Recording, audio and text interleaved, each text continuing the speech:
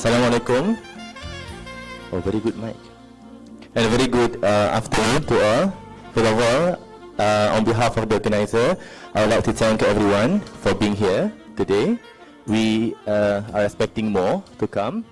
And for information, this is our very first FSG Cafe Scientific in 2019. Without further ado, I would like to call upon the moderator, the none other, Ms. Reena Rashid, and our distinguished speaker, Dr. Puteh Osman, to start the event. Alright, Assalamualaikum and a very good afternoon. I would like to wish to Deputy Dean, Professor Dr. Rozana, my fellow colleagues, from what I see here, postgrads as well, and maybe perhaps members from other faculties and also from the public. So today we here will be talking about a forum on education through the social media. So actually what we're going to get here today is actually about a perspective of how we can actually use the social media to impart our knowledge, our expertise of our research outcome to a wider audience, not only confine our classes or our universities, but also on the public, maybe to the world, in fact.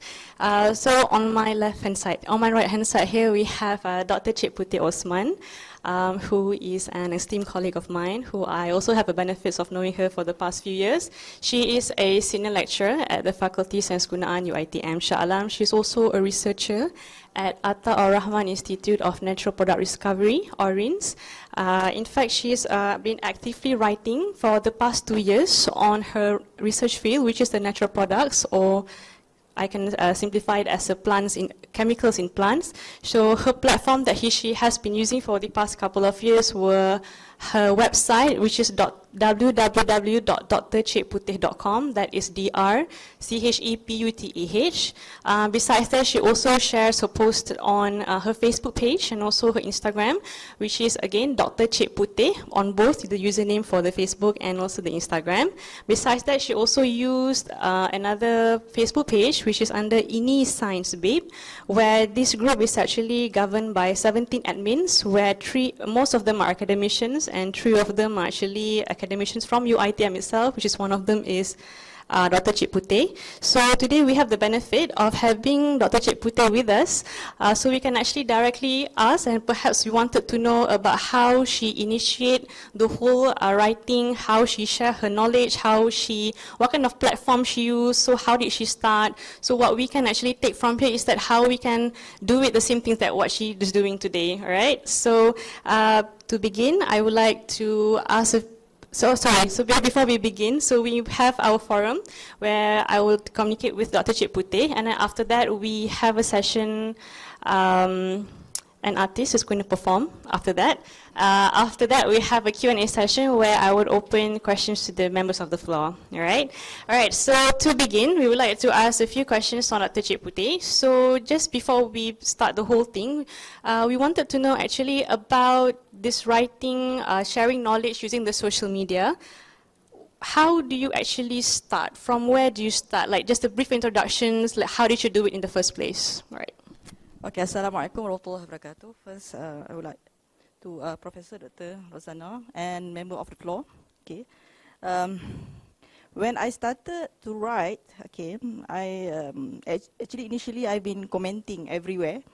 There was a time where we saw many medical doctors, okay, coming forward using the social media to explain some what we call that misconceptions and how that certain practices that can actually harm your health.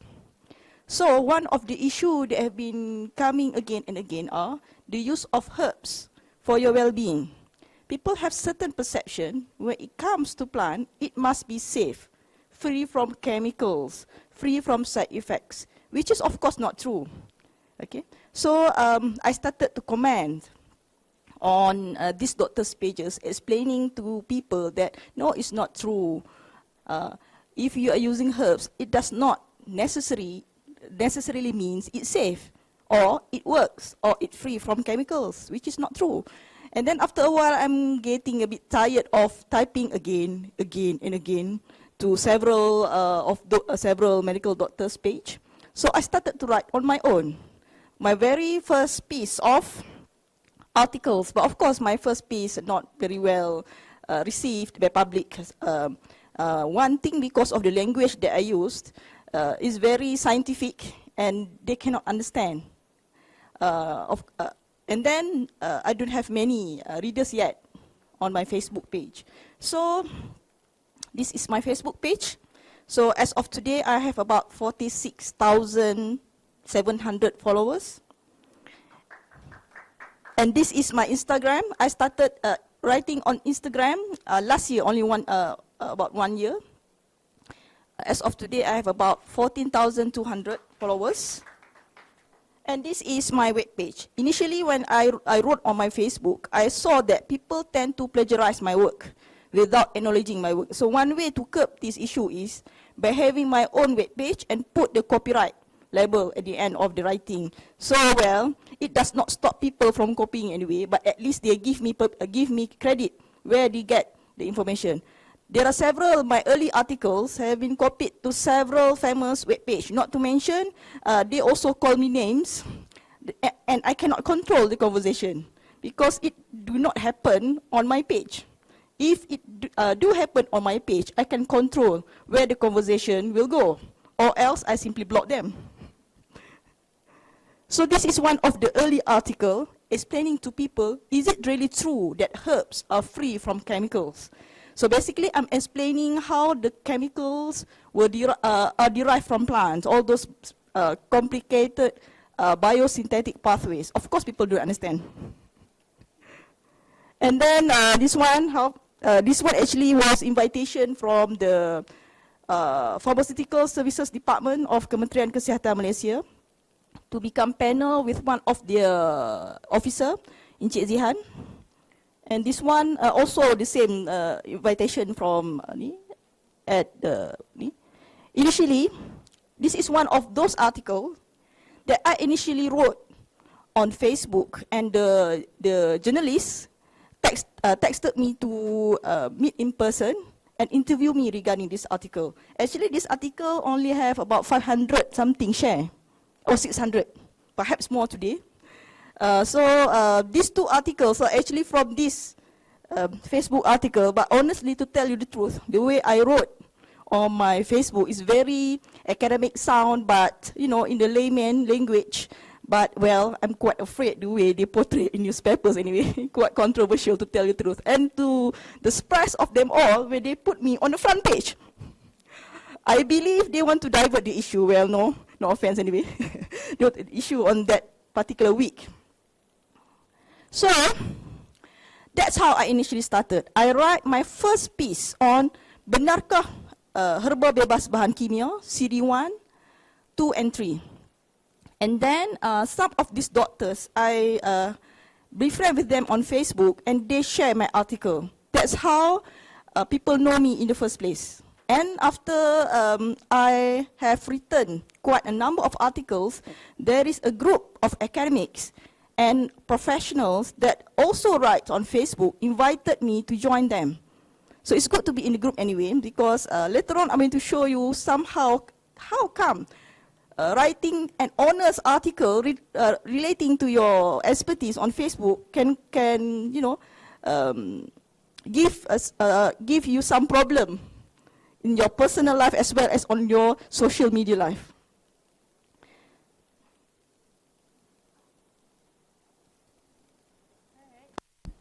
Alright, thank you, Cik Puteh. Okay, I think that alone constitute a lot of questions that we can ask, because so now we actually know that if you wanted to write on the social media platform, that we should not maybe use science lingos, and then what are the do's and don'ts if you wanted to write on social media, and also things like plagiarism. So I never thought about that, about writing on social media and online plagiarism.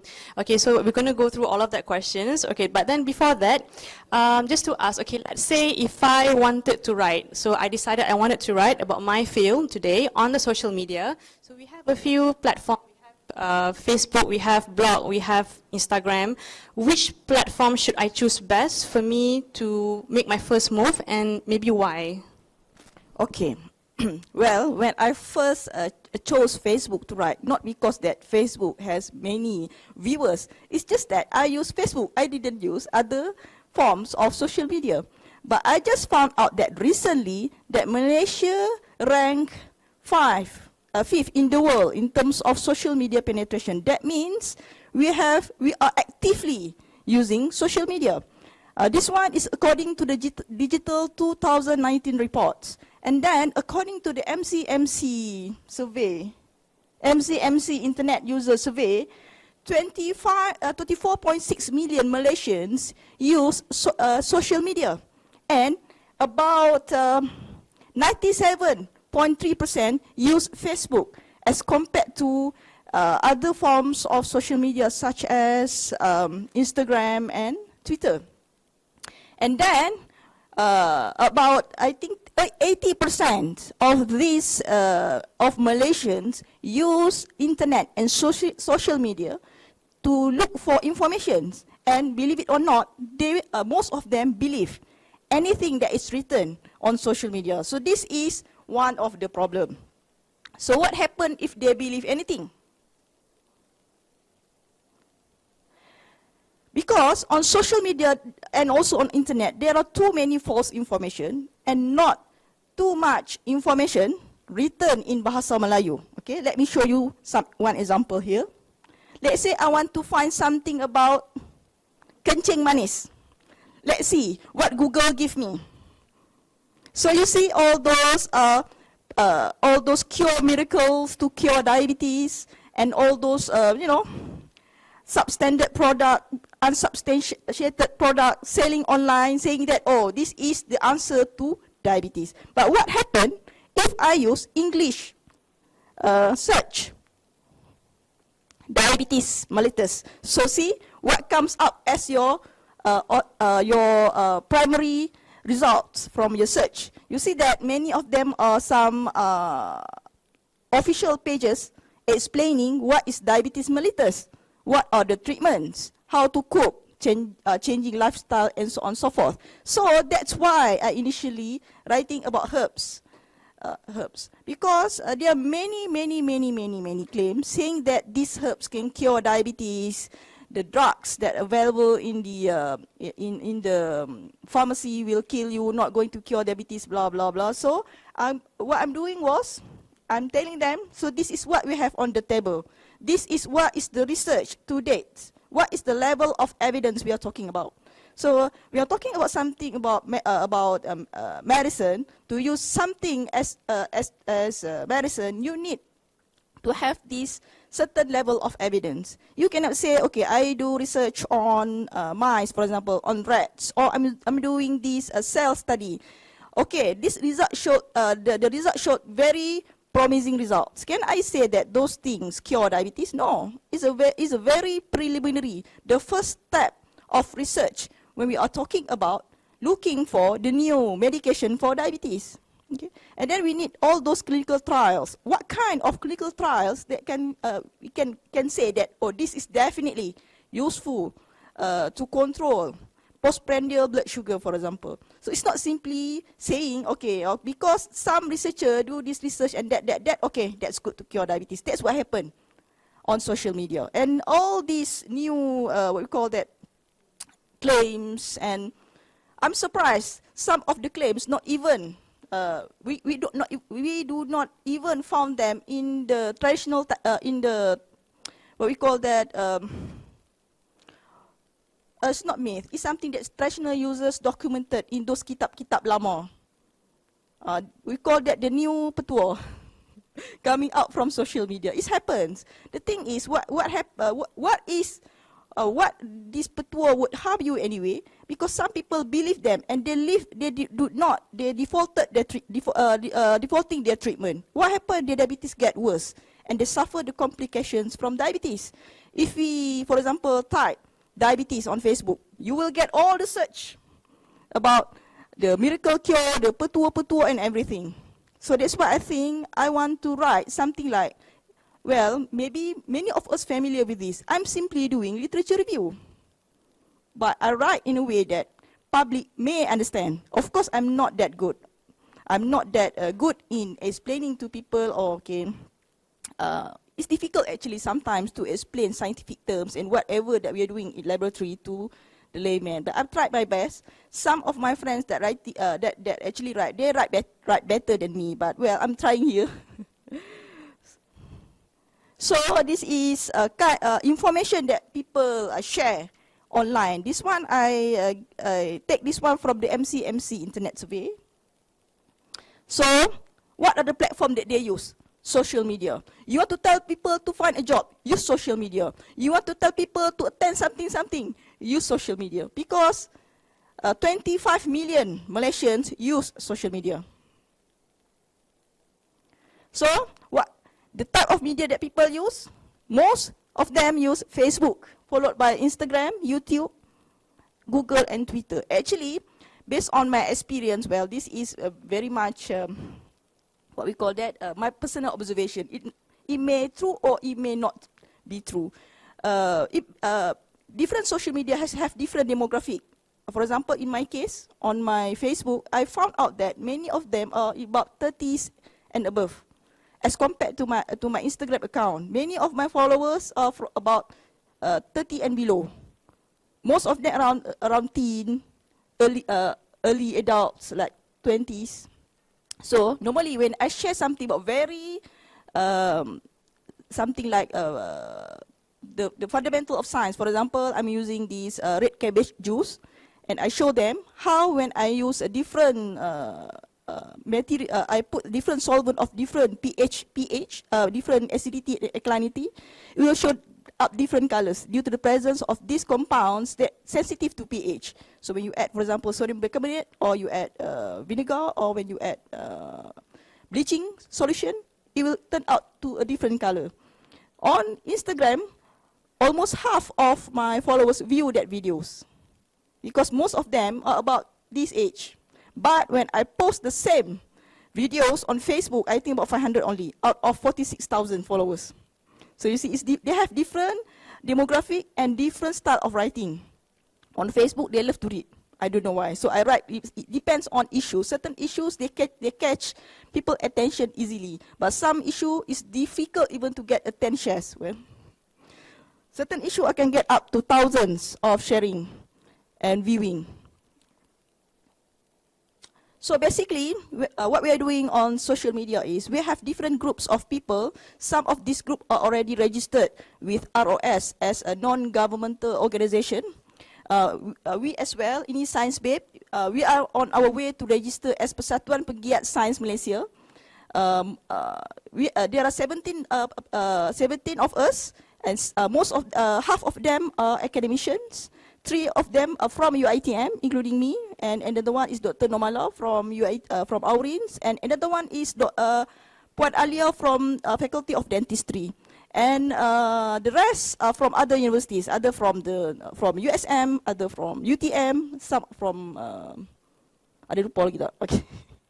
And then we have also medical doctors in our group, dietitians, computer science experts. We have engineers, architects. So if you follow any science page, you will see what we call that various topics being discussed there.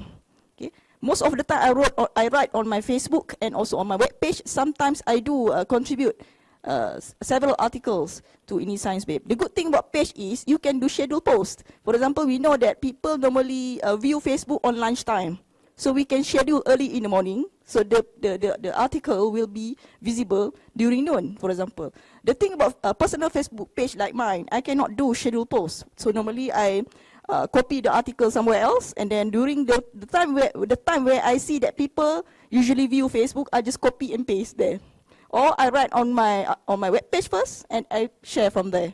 So because you want your article to be viewed by people, you must find the time where people most likely spend more times on Facebook, which is normally during close to lunchtime. People are already hypoglycemic, they are very hungry now, cannot concentrate. So actually we begin as individual, commenting and writing small article, and finally we form a group, and some of them already established as a society, and then we form alliance with this group. So this is only a number of them. I only put 5. Actually we have many others. Societies, registered societies actually.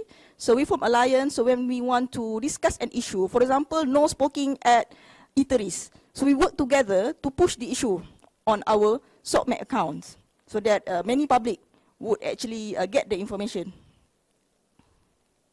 So what are the strategy? Actually, we do have kind of strategy.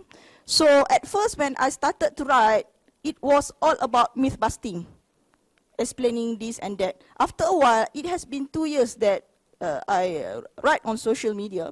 So I rarely seen any more comments. Herba bebas bahan kimia. So I consider that a success for me, personal victory. Because no more people commenting to me, pokok bebas bahan kimia. At least they're asking something that is legit, not pokok bebas bahan kimia. And then, sometimes we disseminate information. For example, if other, what we call that, government agencies wanted us to disseminate information, we will do that. For example, recently the no smoking at eateries, I forgot, there are a few others that they asked us to help them to disseminate the information. If we find that the information would not conflict to our ethics and integrity, we will disseminate the information. Mainly comes from the Ministry of Health. So they asked us to spread this information about speak out. That means for those non-smokers, speak out, you're right, that you do not want non-smoker to smoke at eateries. So something like that.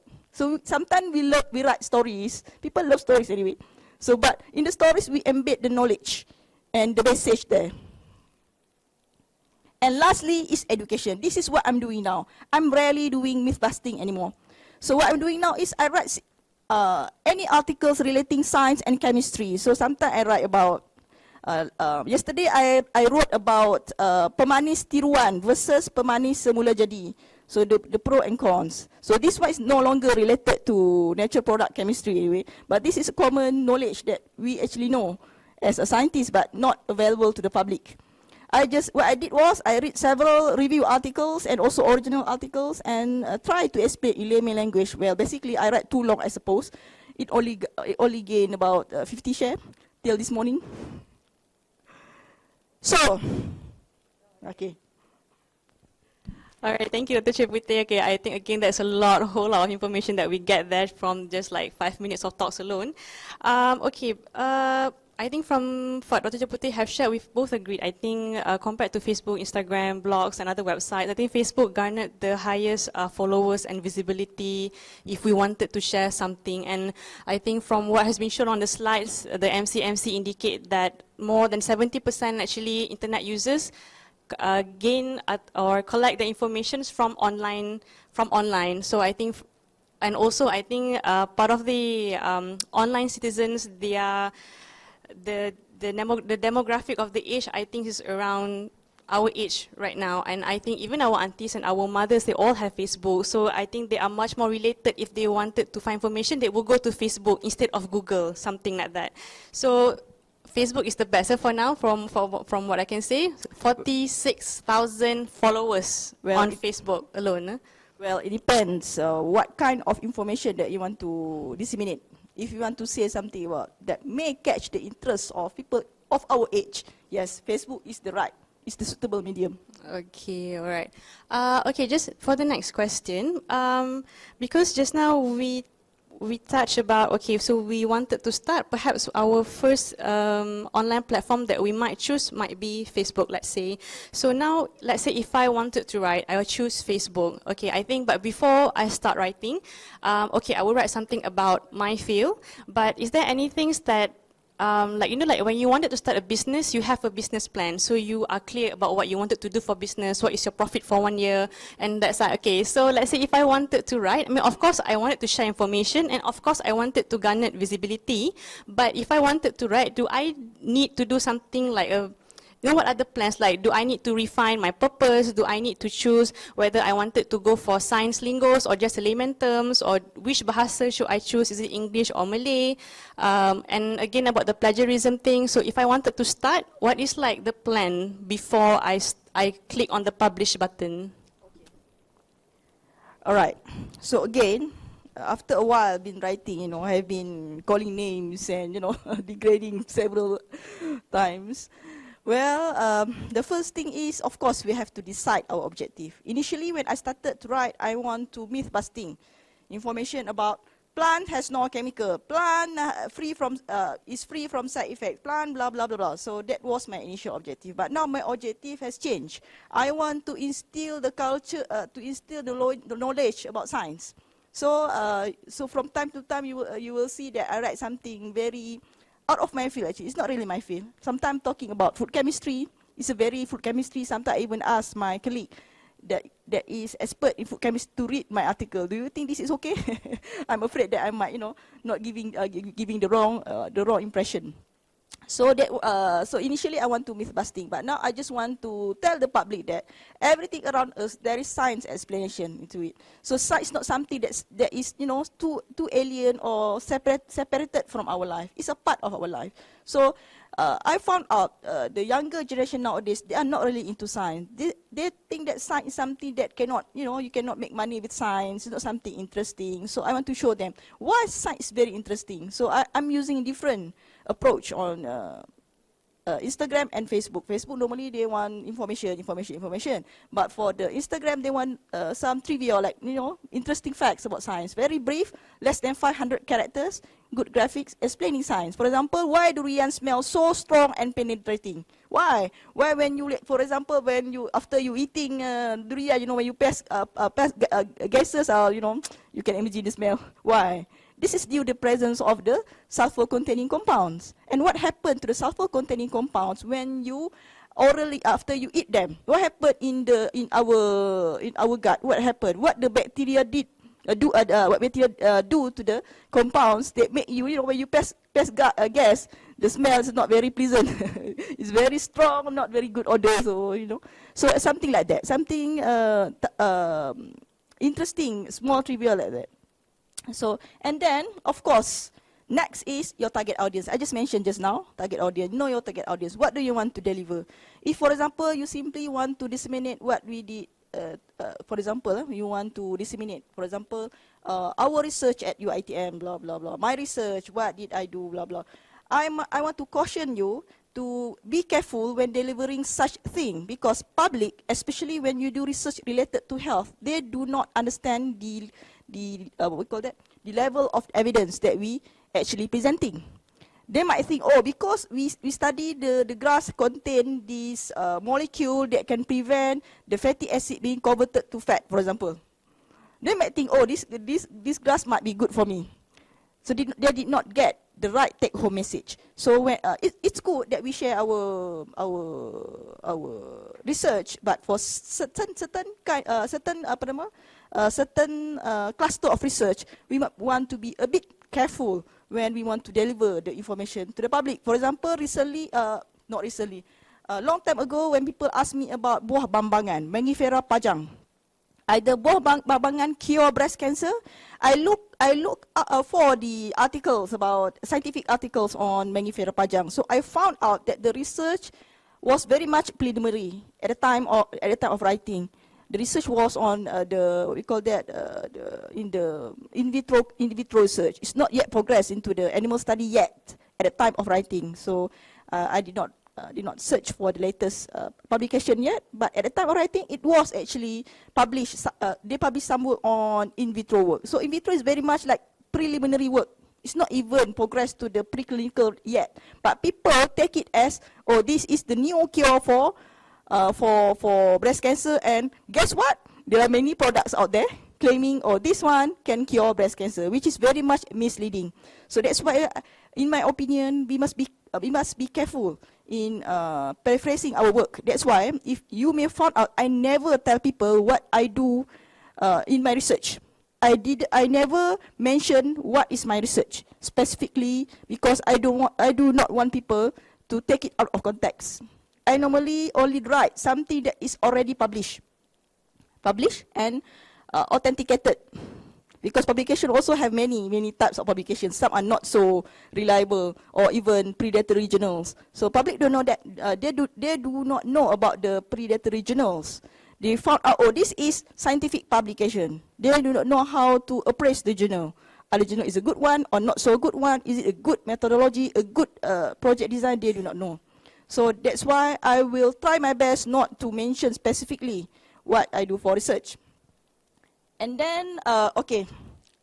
Next is get involved in a group or NGO. Initially, I started alone. If people come and attack me or do anything, calling me names, no one going to back me up. That's one problem. So when people invite me to be in their group, it's actually a blessing in disguise. So we can work together, and someone can actually proofread my writing. Is it okay? Is it can be understood by people outside my area? So is it condescending? Is it degrading? Is it too scientific? Because sometimes, yeah, we can go overboard. No, you know, we can get emotional. That's what I'm trying to avoid. So it's a good thing. So if I have problem, for example, someone persistently, you know, I call that stalking my Facebook. There are people like that. So I normally ask help from my friends. Come and see what we can do. My final result, okay, we block je, settle masalah. Now my policy is I want to teach. You want to learn, you can come. If you don't want to come, I block. Blocking someone doesn't mean that I lose the game. No, because I hold my pride.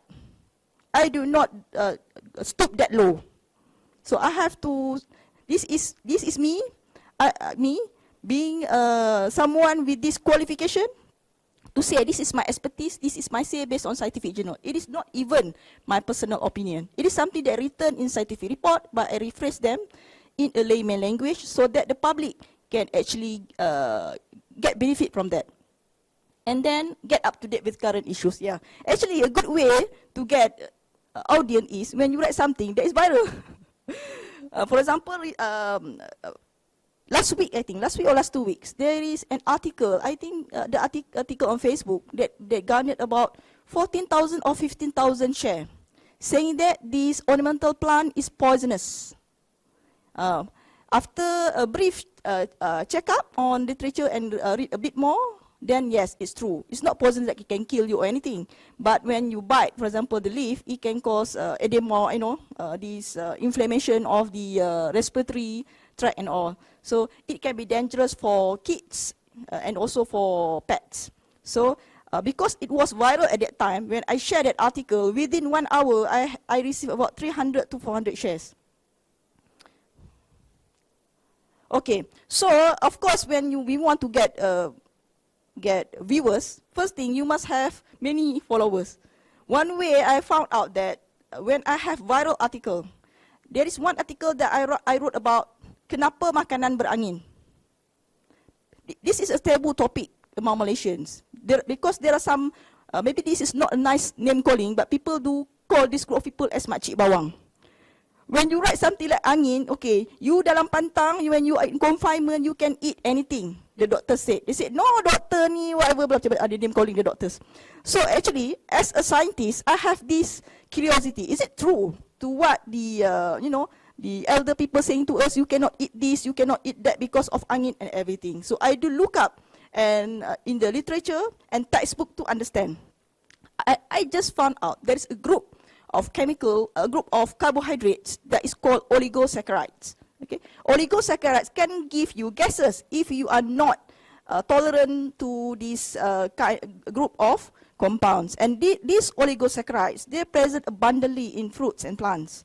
But does everyone will be affected by these oligosaccharides? No.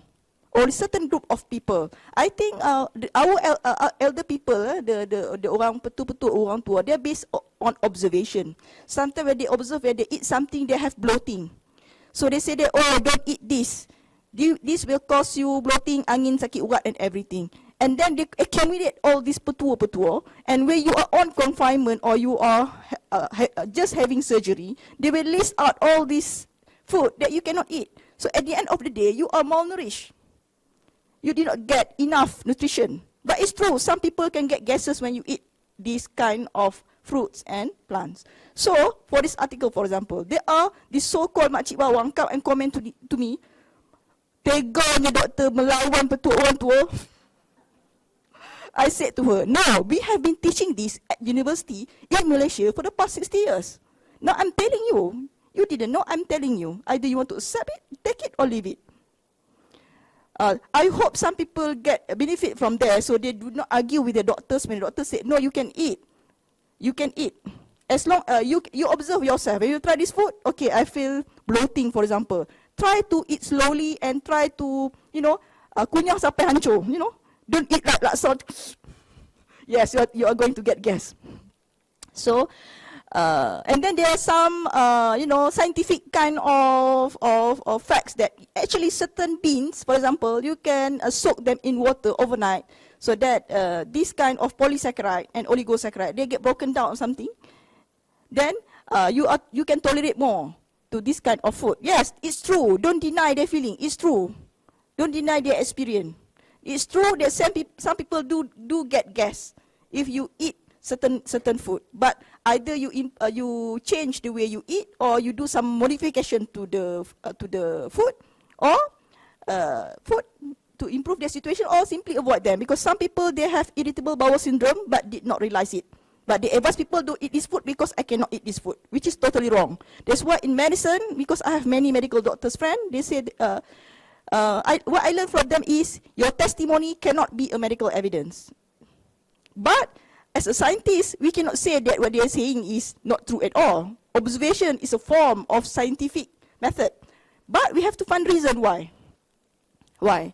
And then we understand. Oh, just that some people were affected by that, but not every people. So don't advise the moms on confinement to eat only rice with apa kita panggil itu, lada hitam and garlic or something, without eating other nutritious food, which make them maybe malnourished and not producing enough breast milk for the babies. So that's why dia bergaduh dengan nurse in the first place. So. Alright, so for the case of angin, for example, when there are viral issue, then I write something on that. So I spend the night going through the journals and textbook to understand. I mean, to understand specifically so that I'm not wrong scientifically. Oh, I think I'm going to be very, very humiliated if someone found I make scientific mistake. So it's very humiliating anyway. So I try to read and then about writing on Facebook, it's different style than the way that we normally write on scientific journals. We know the topic always show what should be representing whatever that we have written out in the article. But for the public, sometimes the clickbait article, where they have a tendency to click.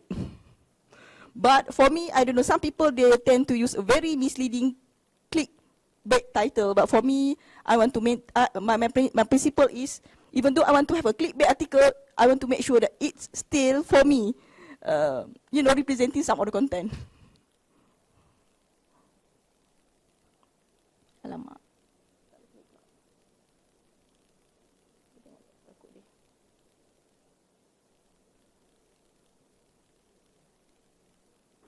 So the title. So the title. How you want to write a title? I don't know. Actually, there is no one formula to this.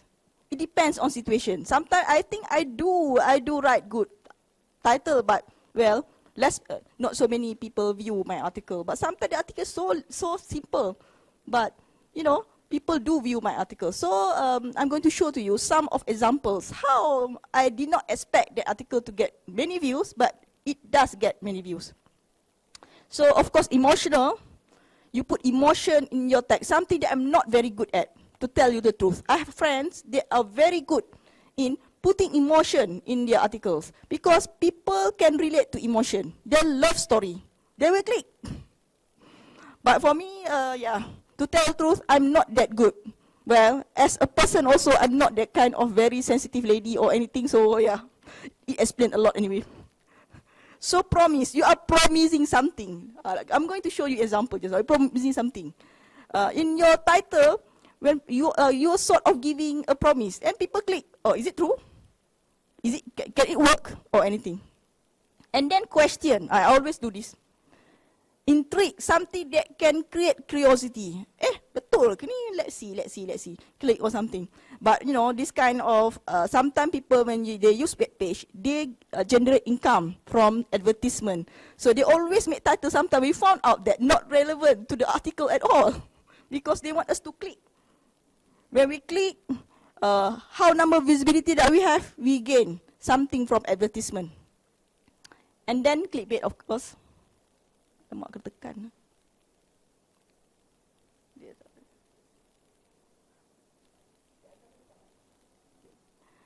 Okay, for example, this one. Pokok daun alam, Diefenbachia. I found out that people calling this one keladi. I don't know if it's the right one, so I use this one. Keladi. So when I type this one on Google, it appears on the first page. My web page. And then, for example, this one. Pokok labu kayu. Penawar darah tinggi and cancer. Actually, if you see on Facebook, it only has 27 share, not many visibility. But somehow, I didn't know at that time, the keyword that I used generated view from Google search. So that's why on my web page, the viewing was about 2,000 views. If we, that means at that time, it come across to my mind, Facebook might not be the only place where people are looking for information. Someone told me on social media they found out about this plant on mainstream television news, saying that this plant can, the petua can cure darah tinggi and cancer. So I just simply put that title, asking a question: is it true or not? So people click and send. It has quite a high visibility on web page. Because when I scroll down, there are not much information yet in Bahasa Melayu on this topic. So that's why when you use the term labu kayu and cancer, my website appear on the first few rows on the Google search. This is another example. Actually, one of the consultant, medical doctor, asking me to write about this ulam raja, because there is one YouTube videos viral on social media saying that you can eat ulam raja to purify your blood. Some people believe purifying your blood is equal to hemodialysis, which is very, very, very, very dangerous. People on hemodialysis, their kidneys are already failed. Dah memang rosak, like stage 5 or something. That means they cannot filter out all those creatine and urea and all. And they cannot regulate the salts, the salt content in their body. So what happened if these people, instead of going for hemodialysis, dia makan ulam raja? Not to mention, the green leafy vegetables has high content of potassium, where those people on hemodialysis should limit their potassium intake. Well, what are the consequences? They can die. This is very severe. So, that evening, I read about 30 to 40 journals, just go through journals, and I make this conclusion. No clinical trial, no pre-clinical trial showing that this has been proven to reduce the content of urea or creatine or regulate the salt content in animal, for example.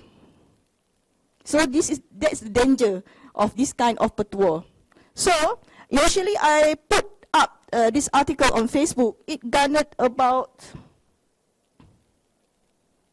1.1k share, and since then when I put the same article on my web page, it has about 1,700 views or something. So when you type on the search button ulam raja, you will find several articles. One belong to Harakah, one belong to my web page, but the Harakah one is actually from my articles. And there are several other websites. On the hot issue on herbs, you may find that certain famous pages, I do not want to name now, they do take my article, sometimes without my permission. So this is on durian Belanda. They say that the consumption of durian Belanda can cause Parkinson. Is it true? So basically, when I click this one, my article listed rank number 2 in the Google search, and it has only about 200 share on Facebook. But on web page, it has about 2,000 views, because due to the what we call that suitable title.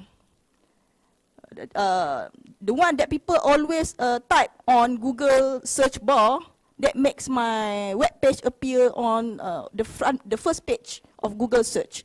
So that's why it has high view on web page, but not so high view on Facebook.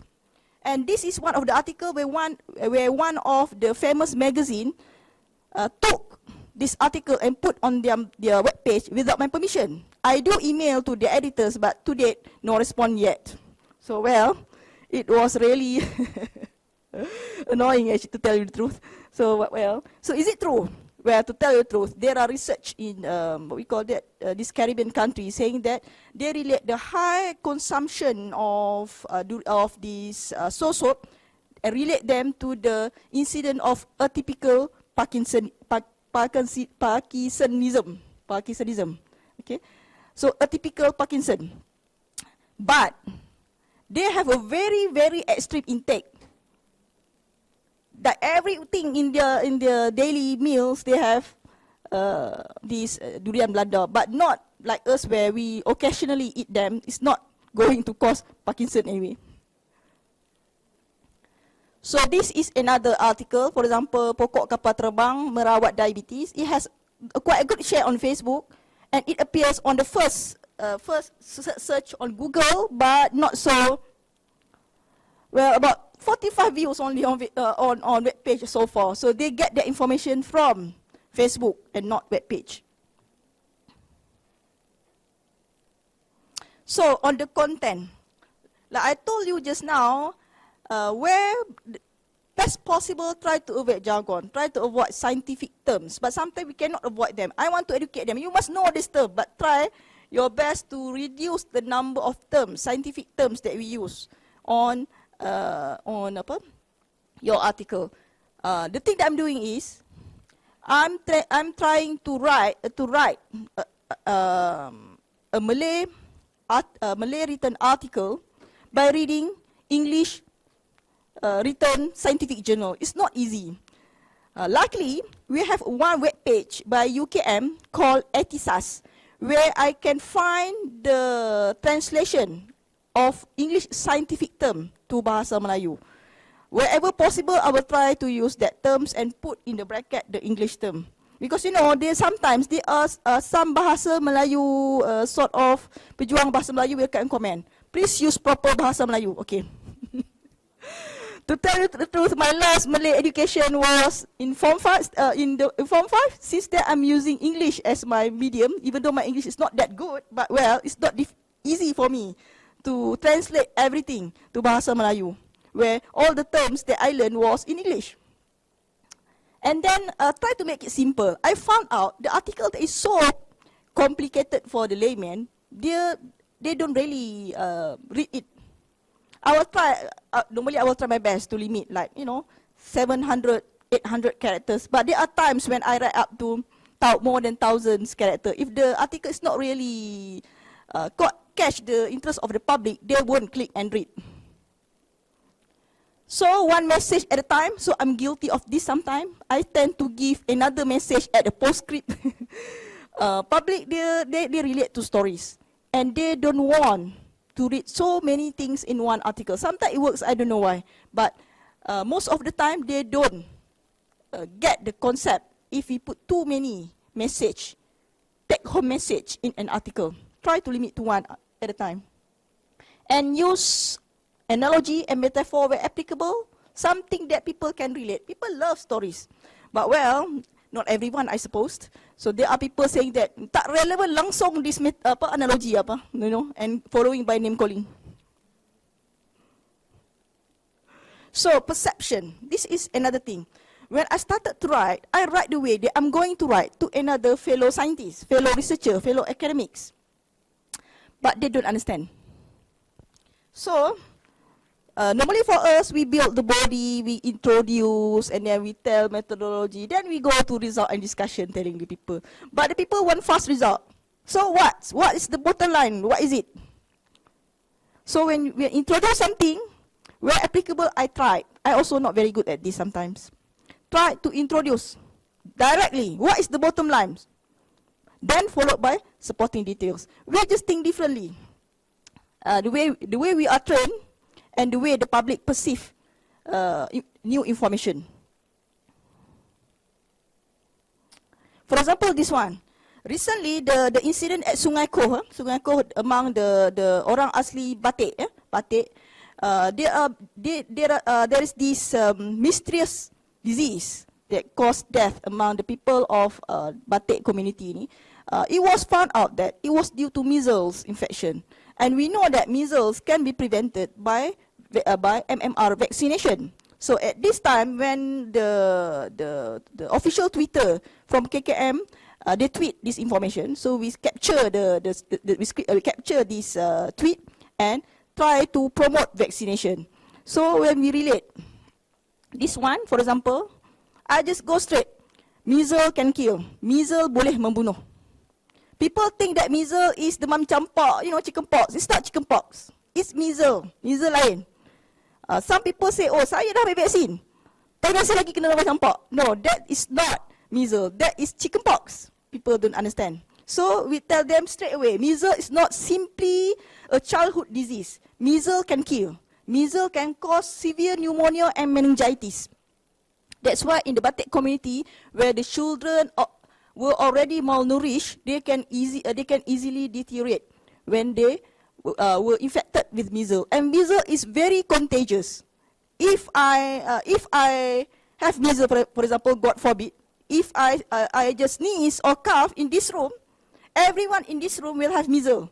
And 2 hours later, when everyone leave this room, okay, within 2 hours, whoever coming in the room will get measles.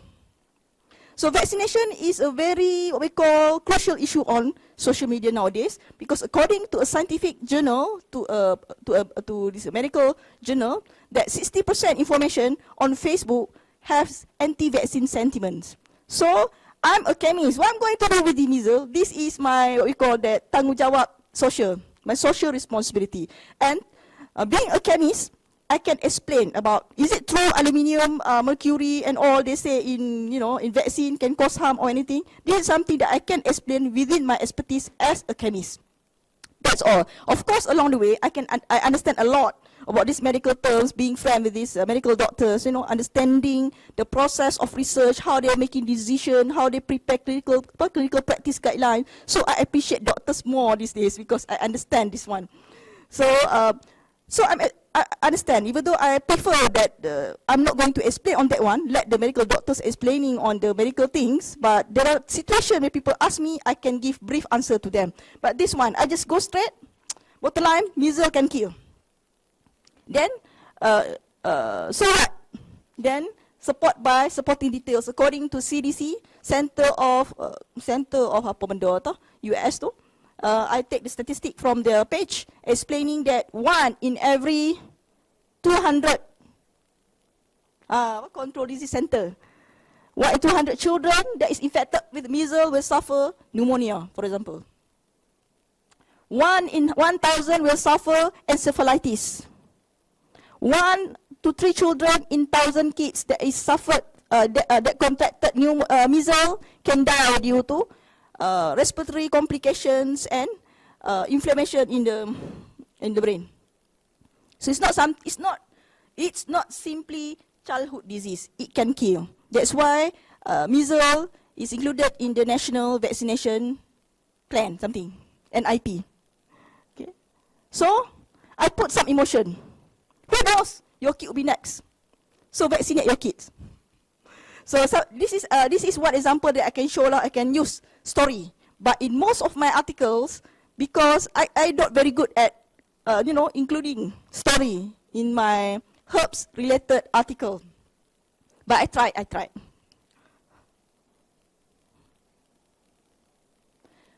So this one, the recent one, it has about 600 share, but this morning I found about 700 something. So, is it true this plant is poisonous? So I tell them yes, it's poisonous, straight to the point. But wait, listen first. What kind of complication it can cause? Is it treatable? Is it true that you need to, buang all your ornamental plant due to this? No, it's safe anyway as long as you don't pick the leaf and tear them. when they release all the so-called raphites, calcium oxalate needles, then you will be okay. So the take-home message is, don't throw away your plant. You can still plant at your home. Just wash out the kids, the pets. They are the one that might suffer from this. So I like this one. When I begin to write, I must admit that I lack of wisdom. But as I read a lot and relate them to my real research work, and then read some more cross-discipline, then I think I get one or two concept of wisdom.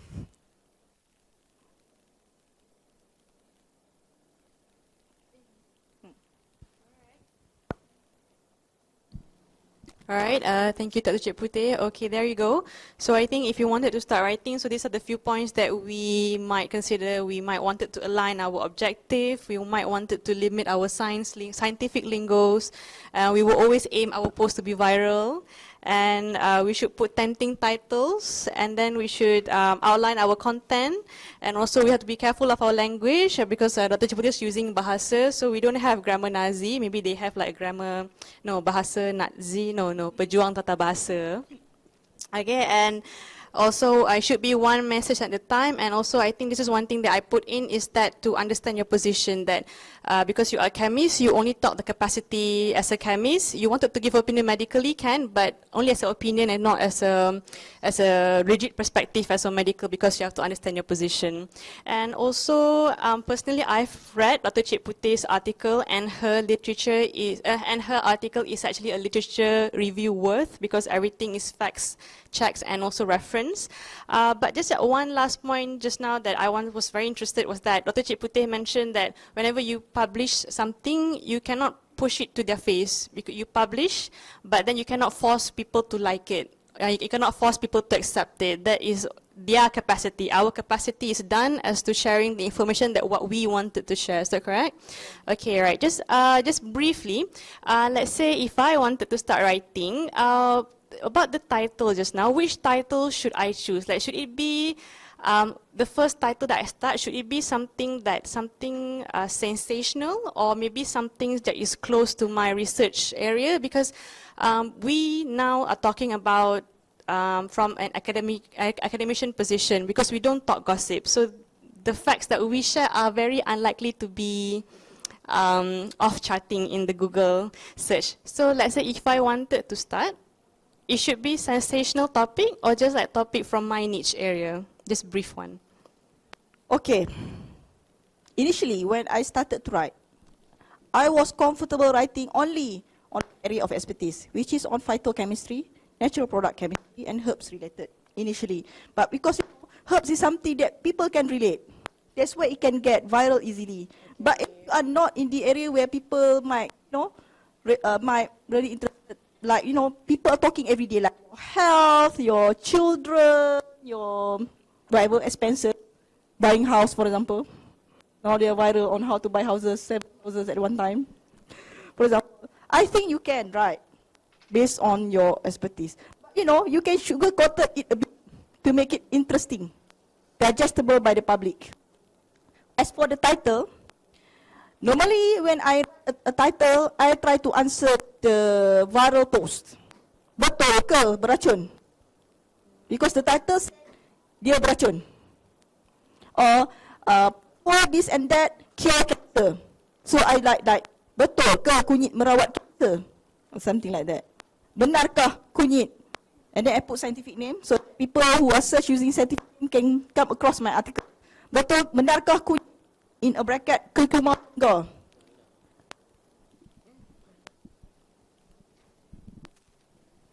Merawat cancer.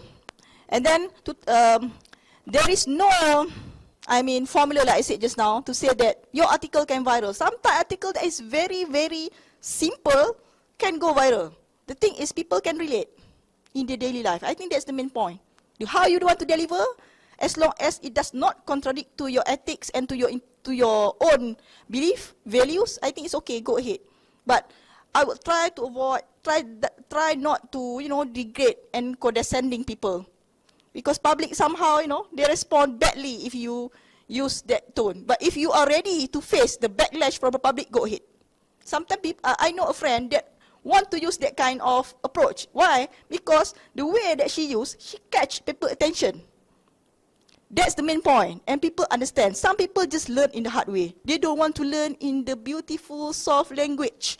Some people just, you need to pop in the head. Yes, now you listen. So when people say that, oh, why your friend use that language? Now I respect her choice, and she know the repercussion of what she does. So I'm not going to judge her. That's her choice. But for me, I have a different choice.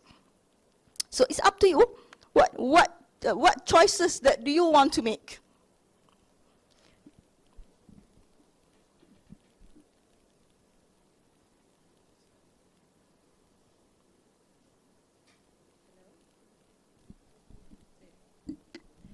All right, thank you, Dr. Puteh. Okay.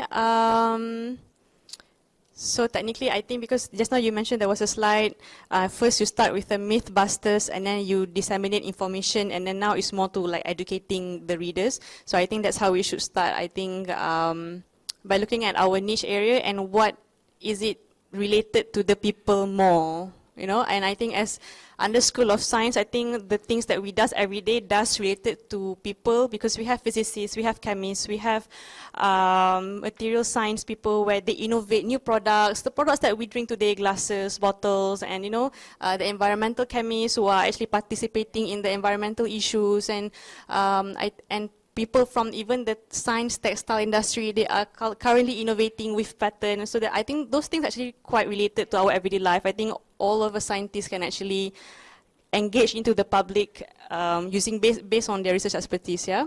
Okay. And then again, just briefly, all right, from what I see here from the slide, if you can just share what are the do's and don'ts if we wanted to write on the social media.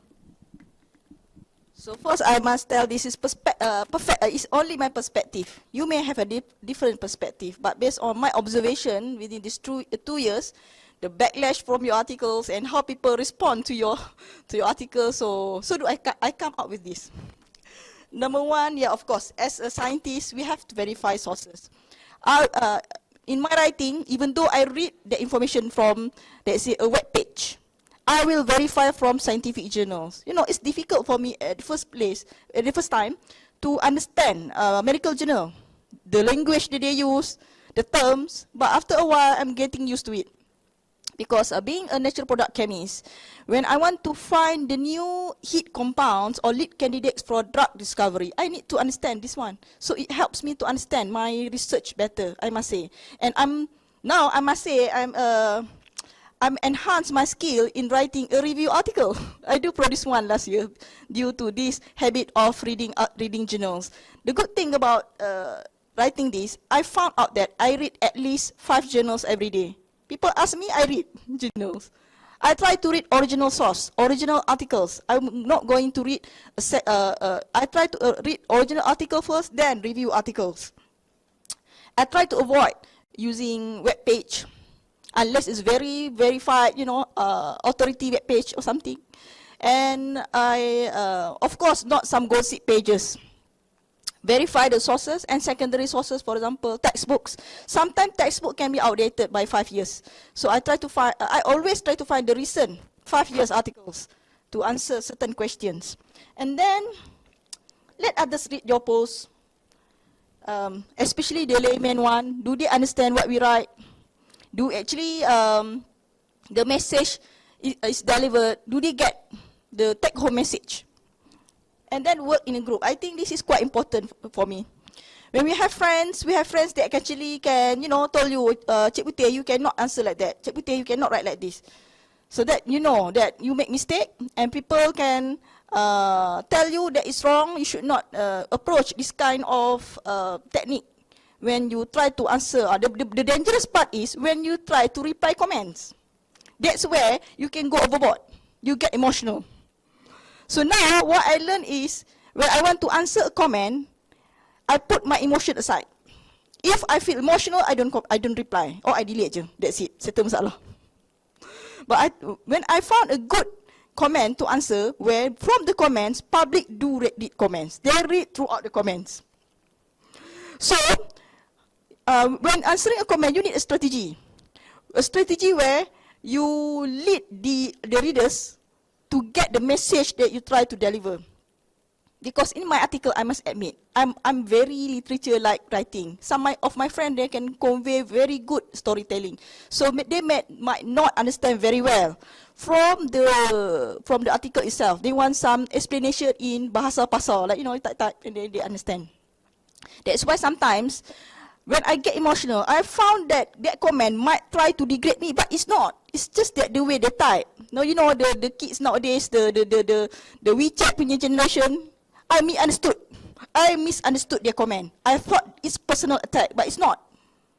But now, if I found the article personal attack, I want to verify first before I start my gun to answer that. If I cannot answer, I just biar macam tu, because some of my other, I call that passionate followers will answer on my behalf. And then they don't. This is very dangerous. You know, like I said, when we do research relating to herbs, health, people might take the wrong take-home message. This is very dangerous. Even though we know our research was very good, you know, very promising research. I can publish a Q1 journal and all, but public don't understand. That is not for them to apply directly. So this is very important, the take-home message. And then, of course, condescending, personal attack. And then this is the one that Ms. Reena mentioned just now, personal opinion and expert opinion. There are certain areas where I try not to answer that question, even though I know the answer to that question. Because having someone with a title DR at my name, people take my advice seriously.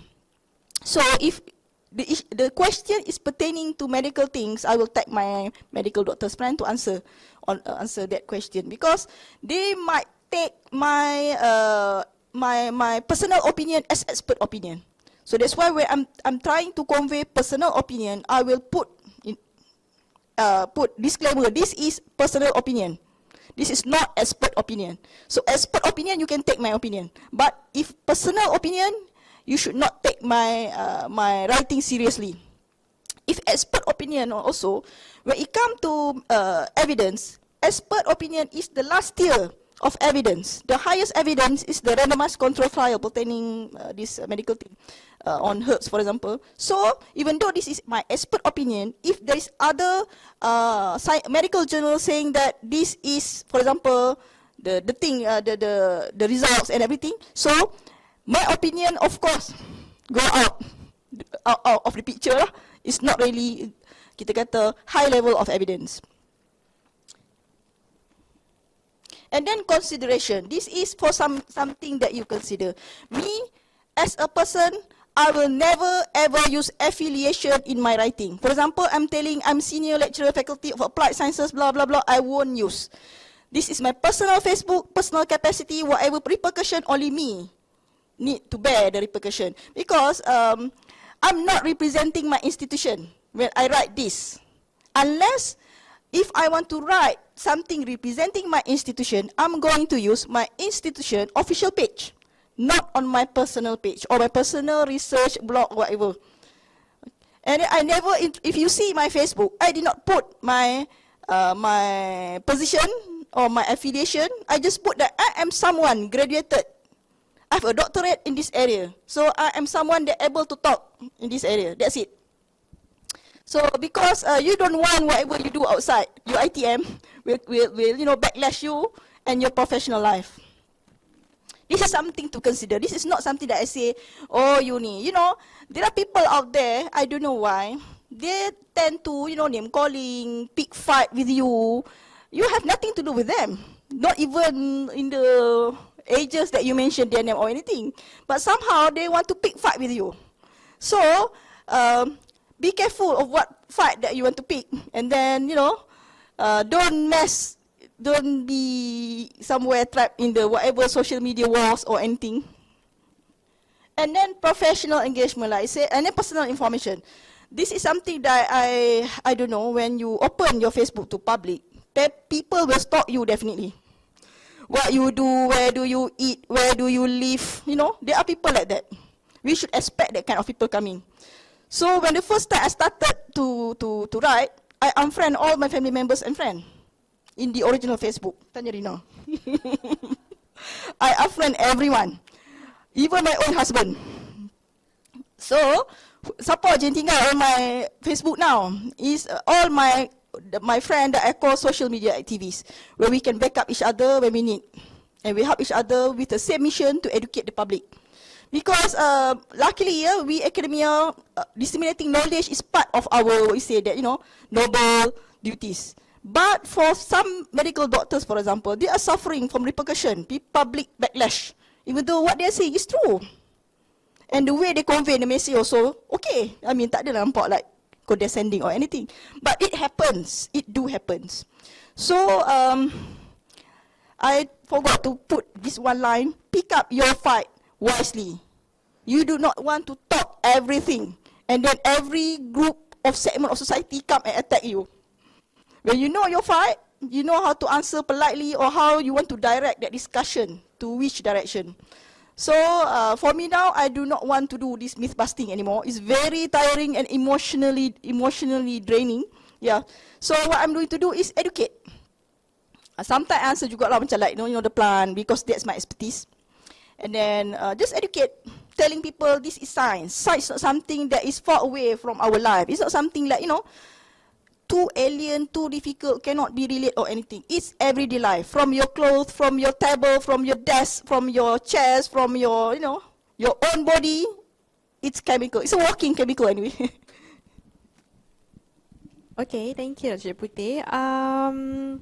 So just one point that one of the main points that I picked from there is about how it's more on the approach that we when we are writing.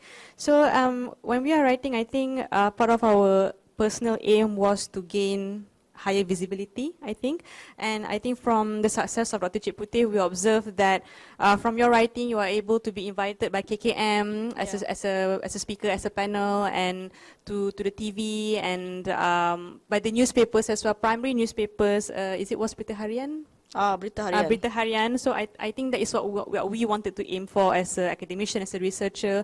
But just wanted to know about, that is the impact that we want. But actually, when you are writing, what was the impact that you that I think that you have experienced on yourself, and also what is the impact that you think the society has gained from your writing? Okay. Last few months, I think last year, when I walk into my consultant's room for consultation with my consultants, I visit respiratory consultant on every 2 months for my asthma. So when she say, I saw you on TV, my life changed. I saw you on TV. Macam kenal ya.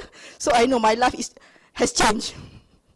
So I should expect that my life has changed. But actually, whatever that, the attention from the mass media is very, very coincidental. Because, okay, let me tell you one thing. They want to find expert, but they don't know how to find. That's the thing. Based on my experience. For example, the issue Sungai Kim Kim, one of the reporters contacted me about that issue. Of course, I cannot answer. I'm not someone in that area. So I give someone names to that journalist. So I asked Muzamil, siapa, who can I can direct this journalist to, so they can get expert opinions. So actually, they want to find the information, but they don't know. It so happened that people nowadays use Facebook. So that's how these journalists find out about me. So actually, prior to this, there are a few other journalists approach me about certain issue, but I declined. Until I talked to Muzamil. He said, ambil lah. So I memang a bit agitated. I worried that how they want to going to rephrase my articles or my interview. So I asked them to let me read the article first before you publish them. I'm worried, my reputation is at stake here. I don't want it to be sensational, too sensational, for example. Even though it's for laymen, it must look a bit academic for me. But they have different perspective, of course. Of course, I'm worried. When, how it will come out, when they don't know the snap picture, which picture they're going to use, and they use that picture. Okay, things like that. But I actually praise one of the journalists. This one is Aznim Ruhana from NST. I like her so much, the way she write on New Straits Time about essential oil. It's not that I'm against essential oil. It's that I'm against all those extreme usage on essential oil. It's very beneficial. I'm doing research on essential oil. I know the limitations. But people going aboard, they are sort of like, this one is the miracle cure that can cure everything from autism, blah, blah, blah, blah. Which is giving false hope to parents. Not to mention some of them not really someone who can afford those things. And then saying that, oh, this one must be good because it's natural. What do you mean by natural? Something like that. They think that natural, no chemicals, but now they upgraded a bit. Not tak ada chemical, but different chemical for those synthetic. No, if you synthesize lavender oil, it is going to have the same major compounds as the one from naturally extracted. But the one that is extracted from plants, they have a set of other chemicals in the essential oil as compared to those yang dia synthesize. Yang dia synthesize, they only pick several, 1 or 2 marker compounds only. The one that give the scent. But for those that extracted from plants, they have a set of other compounds lah that give that soft and unique scent of essential oil ni. Itulah. It's not that I'm against. Ada yang komen. I posted that one. Masya Allah, puan ni sangat melampau banyak lagi, melampau banyak lagi bahan kimia dalam riset tu tak di ni apa macam-macam. In social media we call that shifting the goalpost. We are talking about essential oil. Now you are berlirik to chemical, to racun berjadual and all that. And not to mention the issue on periuk kera, peaches plant. I'm just sharing an interview from a very distinguished professor in plant taxonomy, Prof. Abdul Latif. He's very kita panggil established and distinguished in this area, in this plant taxonomy area. And some people say that ini nak menutup rezeki, and then kita ada masalah pencemaran, hutan ditebang, kenapa cakap pasal ni? Two wrongs do not make one right. This is what we call shifting the goalpost. Memang ada macam ni. Ni contoh. You can see, ini yang saya dah, take out. Ini a few lah, I think yang, mana jawab? I won't answer this kind of allegations. Ilmu Allah itu luas. Typical reaction when they have no idea what they're talking about, I think so.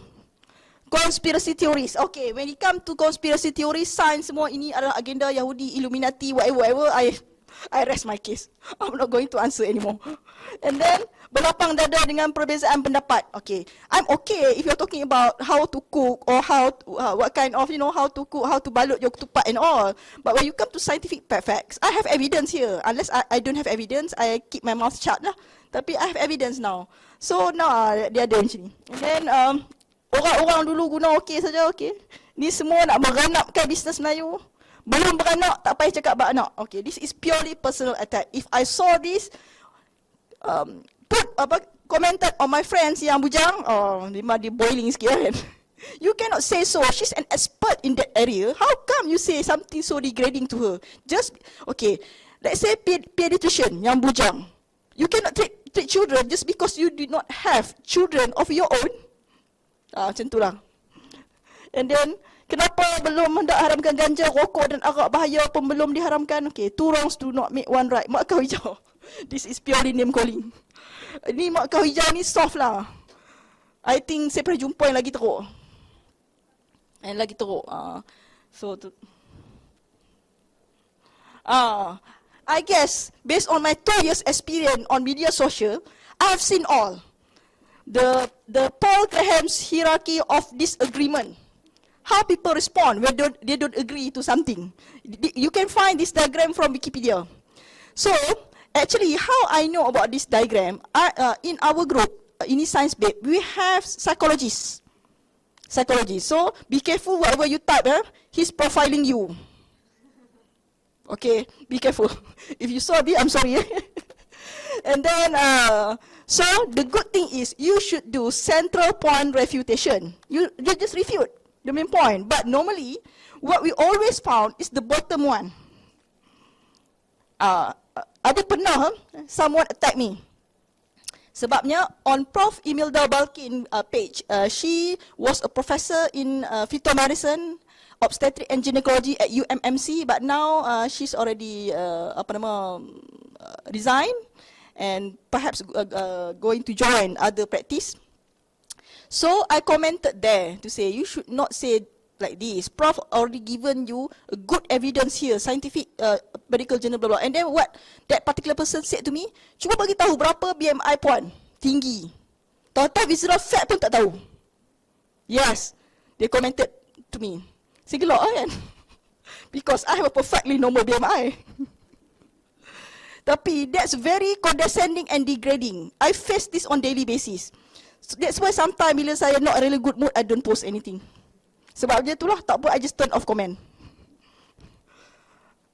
Ni penulisan berat sebelah. Macam mana? Mak kau hijau itulah.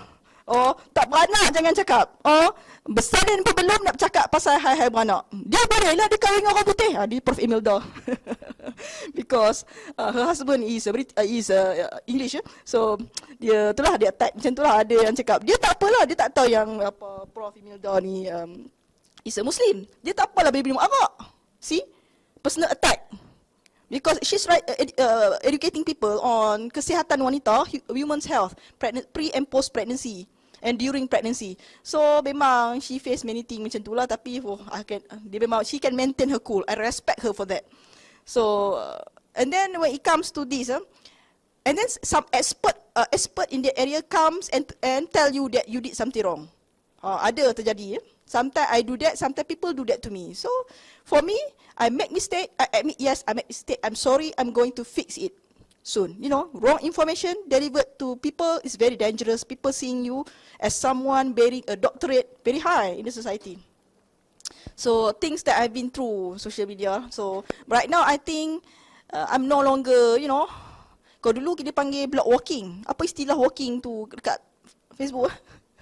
Facebook walking, you know. Scrolling. Scrolling. I'm no longer doing that lah because I have quite a number of followers. When there are issues, they send me the screenshot. So I just write. Sebab kapal sakit jiwa boleh baca. So how come you believe in this macam tu lah? Now I don't do that anymore. I just post and tinggal and then answer only on my page and several of my friends' page. So yeah, because my objective now is educate people that science is real. Science is not something like ini semua ni orang Yahudi, tak ada orang Islam or something like, you know, as if we Muslims don't do science. We have many experts, many Muslim scientists, they don't know. So we tell them, we have many. They don't know because itulah, dia tak tahu. Ada, we are here. Dia tak tahu. Itulah. Okay, so there you go, the cost of fame. Okay, so for now, I think we would like to close on the forum. We will proceed to our next guest who will be performing a song. But then after that, we will be continuing on our Q&A session. And I think at the moment, we also would like to invite our members of the audience to continue enjoying the free flow of drinks that we have at the back there. So, or maybe Dr. Chapati wanted to say anything more before we close the session? Okay, so thank you very much for inviting me. I did never ever come to my mind when I started, you know, voluntarily doing this that I will come to this point. Never ever. What I was thinking was, kesiannya mereka kena tipu, you know, by pseudoscience, that promoting pseudoscience product and all, you know, that thing. And then because saya pun kesian tengok kawan-kawan saya yang medical doctor ni, they get backlash because saying that about herbs. This is something I'm good at. I can answer at my fingertips. So I answer. I never ever thought that will come to this for that my life going to change. That when I go outside, people looking at me sometimes. So I was like, stalker ke apa? Takut juga kan. But yeah. So as for us scientists, I would encourage to disseminate, you know, information, knowledge based on our expertise. Tapi itulah, be careful on how we write, and so that they do not get a wrong take-home message. That's all. Alright, thank you, Dr. Puteh, and I think we also like to say thanks to the FSG Colloqium Committee for inviting both of us here. So we would like now, I think, to invite Dr. Shah who's going to be performing, I believe, a song for us. Okay, so let's present him, right? Okay, thank you, Dr. Puteh.